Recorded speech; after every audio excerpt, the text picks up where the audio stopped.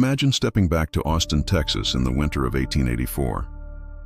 The gas lamps cast long shadows, but behind the closed doors of seemingly peaceful homes, a nightmare was unfolding.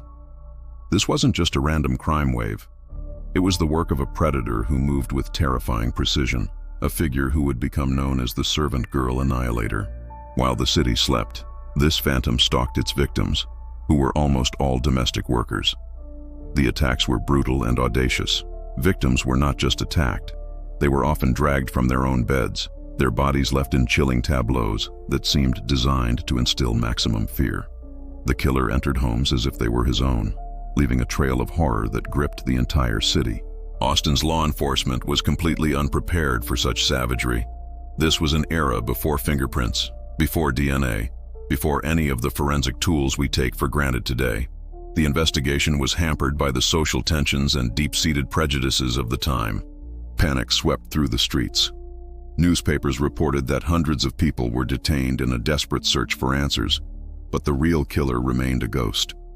The reign of terror lasted for a year before the attacks suddenly stopped, leaving behind a city forever changed and a mystery that would endure for over a century. No one was ever conclusively convicted for the entire series of murders. It was a failure of justice that left a deep scar on the community. Decades later, researchers would point to a possible suspect, Nathan Elgin, a young cook.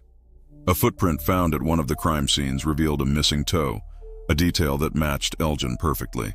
He was eventually shot and killed by police while attempting to assault another woman. And after his death, the killing ceased. But without a confession or definitive proof, his guilt remains a compelling theory, not a fact.